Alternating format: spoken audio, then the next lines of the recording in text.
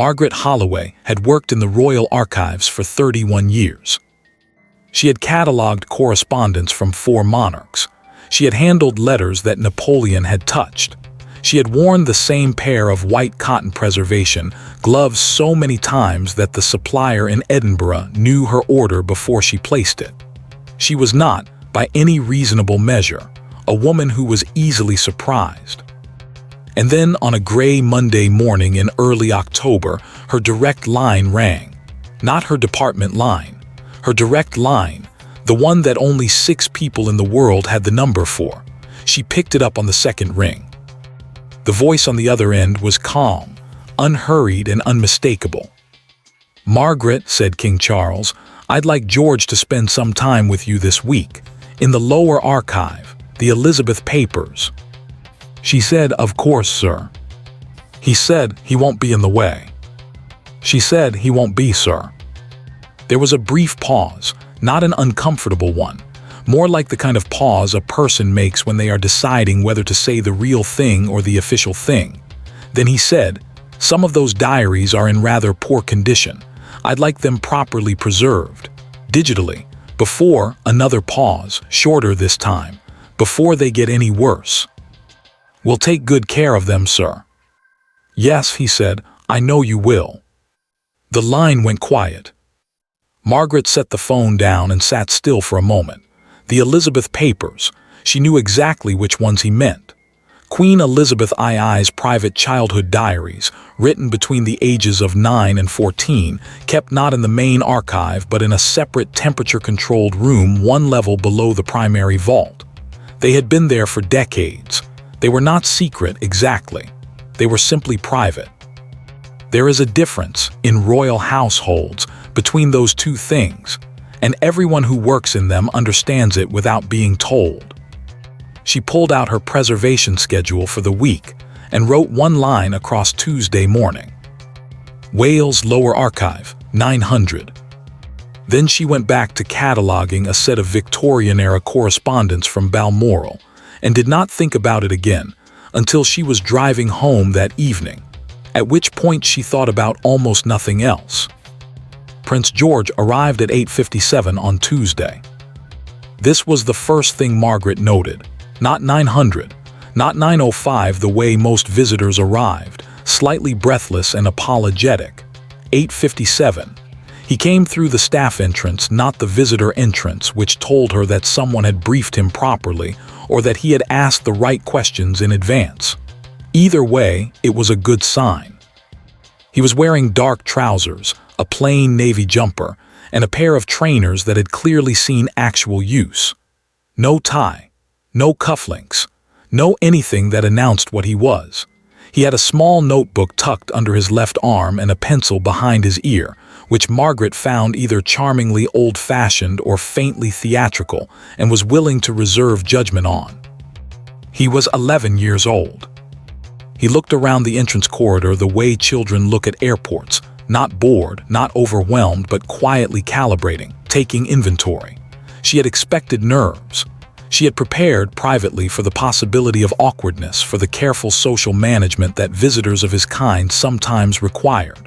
She had not expected him to walk in, look her directly in the eye, extend his hand and say, "You're Margaret Holloway. You've been here longer than anyone. Dad said I should do exactly what you tell me." She shook his hand. It was a firm handshake. Someone had taught him that. "That's good advice," she said. "He gives it sometimes," George said. Then, looking past her at the corridor, "Is it cold down there?" "Very." He nodded as though this confirmed something he'd already suspected. "I brought a layer," he said, patting the small rucksack on his back. "Mum said the archive would be cold. Dad said it wouldn't be that cold. I brought the layer anyway." "Your mother," said Margaret, "is correct." George smiled. It was a quick smile, not performed.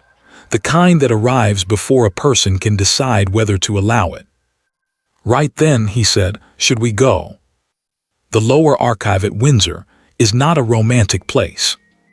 People who imagine royal archives tend to picture warm wood paneling, leather-bound volumes arranged by century, Perhaps a reading lamp casting amber light across a desk worn smooth by history. What they do not picture is a low-ceilinged, fluorescent-lit room that maintains a temperature of 16 degrees Celsius year-round, smells faintly of the chemical compounds used to slow paper deterioration, and is accessed via a keypad-locked door at the bottom of a staircase that has no architectural interest whatsoever. Margaret had long since stopped noticing any of this. Thomas Edison, her junior archivist, had been working in the lower vault for 4 years and still sometimes paused at the bottom of the stairs, as though waiting for his eyes to adjust to something beyond the lighting.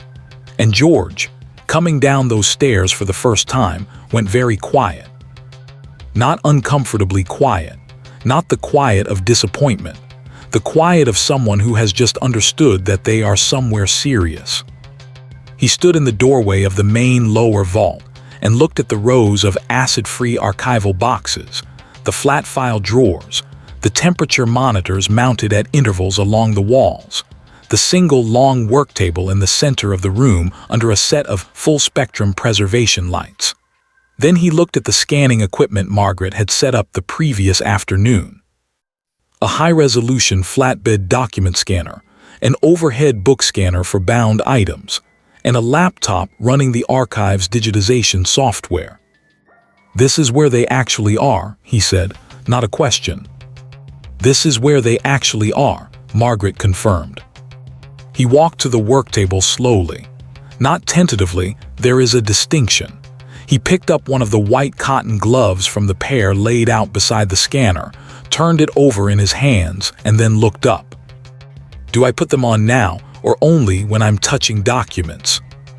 Thomas, who was logging the morning session at the corner desk, looked up. In 4 years, no visiting dignitary, official, or junior staff member had asked that question correctly on the first day. Most people either put the gloves on immediately upon entering, which was unnecessary, or touch things without them entirely, which was the problem the gloves existed to prevent. "Only when you're handling documents," Margaret said. "Good question." "I looked it up," George said, setting the glove back down carefully. "Last night, paper preservation, I went quite far down." "How far down?" He thought about it. "Acid migration," he said, "and something called foxing, which is when the brown spots appear. And then I looked up why it's called foxing and no one actually knows, which I thought was funny.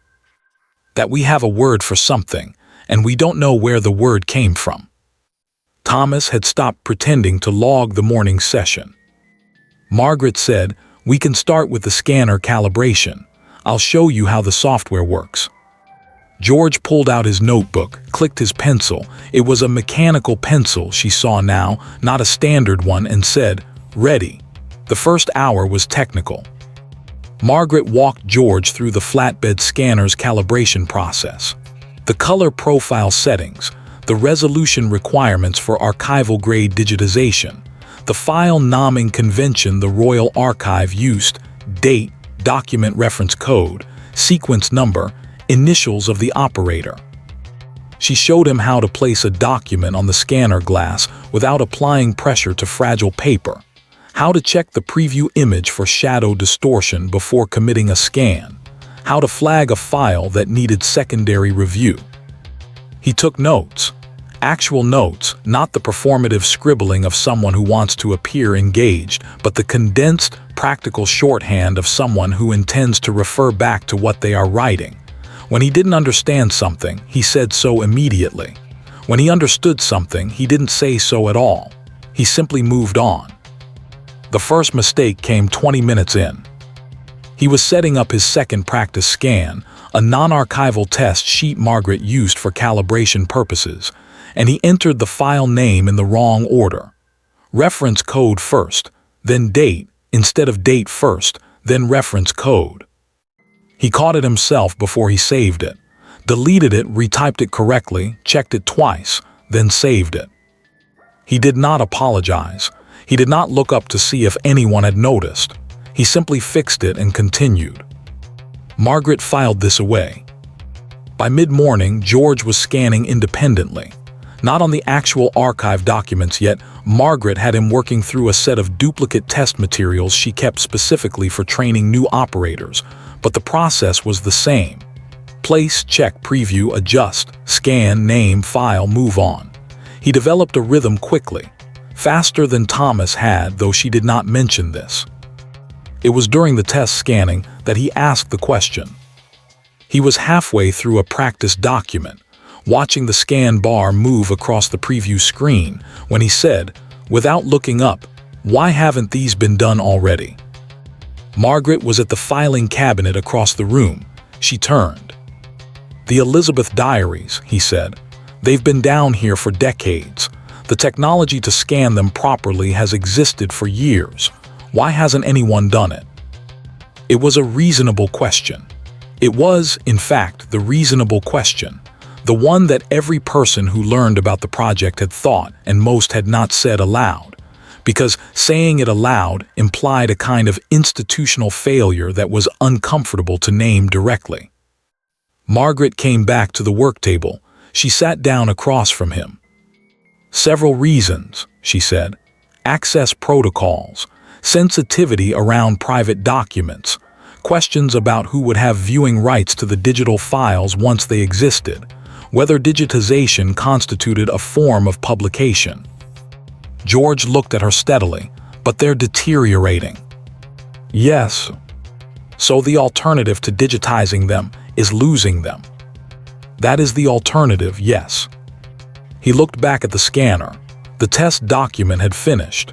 He saved the file, named it correctly, moved on to the next sheet. "That seems like a bad reason not to do something," he said. "Being worried about what the thing will become, when the thing not existing is worse." Thomas had fully abandoned the pretense of working. Margaret said, "It does seem that way." George nodded once, as though they had agreed on something practical, and continued scanning. Thomas brought tea down at 11:30. He set a mug at Margaret's elbow, another at his own desk, and then looked at George, who was in the middle of a scan sequence and had his eyes on the screen. "Tea," Thomas said. "Please," said George, not looking up. "No sugar, thank you, Thomas." Thomas set a third mug beside the scanner and went back to his desk. A moment later, he leaned across to Margaret and said, quietly, "He remembered my name. I introduced myself 40 minutes ago." "I noticed," Margaret said. "He's been doing that the whole morning. Every time I mention something, any detail at all, he—" "I know." Thomas sat back. "Then he's quite good at this." "Don't tell him that yet." "Why not?" Margaret picked up her tea. "Because he doesn't need to be told he's good at things. He needs to find out what he's good at. There's a difference." Thomas considered this. "Is there?" "For him there is." After lunch, sandwiches, eaten at the work table. Because George had asked if they could keep going, Margaret brought out the first of the actual archival boxes. She set it on the table and did not open it immediately. She explained first what it contained. A handwritten diary begun in the spring of 1935 when Princess Elizabeth was 9 years old. 47 pages, ink on paper, condition, fragile but stable, some foxing on the outer pages. The binding was original and intact, which was both fortunate and limiting. It meant they would use the overhead book scanner rather than the flatbed to avoid placing any pressure on the spine. George listened to all of this without interrupting. Then Margaret opened the box. The diary was smaller than he had expected. She could tell from the way he leaned forward slightly. It was a narrow, green-covered volume, not much larger than a modern paperback. The cover had faded from what had once been a brighter green to something closer to sage. There was no title on the cover, just a small monogram, E, in a looping hand pressed into the lower right corner of the front board. George looked at it for a long moment. Then he put on his gloves. The overhead scanner required a different technique. The book had to be opened to each page at a precise angle, never more than 90 degrees, to protect the binding, and held steady while the overhead camera captured the image. Because George's hands were smaller than an adult archivist's, and because small hands allowed for a more precise hold on the fragile outer edges of the pages, Margaret made a decision she had not anticipated making. She asked him to hold the pages. Not to scan, not to operate the software, simply to hold each page open at the correct angle while she controlled the camera overhead. It was a practical decision, made for practical reasons. She told him this plainly. He said, "All right," and positioned his gloved hands at the outer margin of the first page, exactly as she demonstrated, without being asked to adjust. She took the first scan. On the screen, the image resolved. The handwriting was small and careful, a child's careful handwriting. The kind produced by someone who has been taught to write properly and is still conscious of doing it properly. The ink was faded to a warm brown. The page had a slight warp to it from decades of storage, but the text was legible, completely legible. George was looking at the screen. "Can I read it?" he said. "Out loud, I mean, for the audio log." Margaret had set up a small recording device for exactly this purpose, an audio companion file for each scanned page, useful for accessibility and cross-referencing. She had intended to do the reading herself. She looked at him. His eyes were still on the screen, on the small, careful handwriting of a 9-year-old girl in 1935. "Yes," she said, "go ahead." He read slowly, not haltingly, slowly, with care. Tuesday. It rained again this morning and Croffy said we could not go out until after 2 o'clock. Margaret wanted to play at being horses, but I said I would rather write in here instead. I am not sure what I am supposed to write.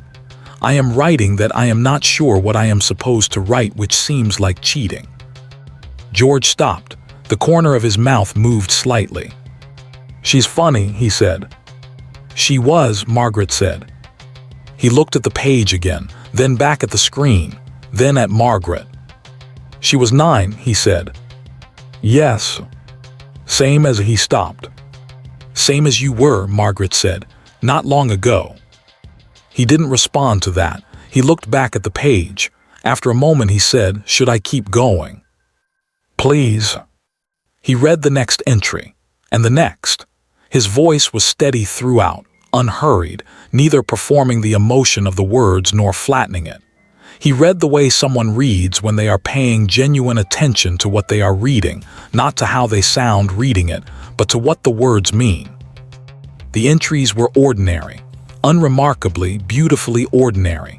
Lessons, weather, complaints about lessons, descriptions of dogs, a long passage about a horse called Spark who had a habit of pressing his nose against Elizabeth's coat pocket looking for sugar lumps. A shorter passage, written in slightly larger letters as though the writer had wanted to make sure it was recorded properly, about the color of the sky over Windsor on a particular evening in June. It went pink, and then a color that is not quite orange and not quite gold, and I do not know what to call it, so I will just say it was the best color I have ever seen, and I saw it from my window, and I hope I see it again. George finished the entry and was quiet for a moment. Then he said, "She never got a name for that color." "No," said Thomas from across the room.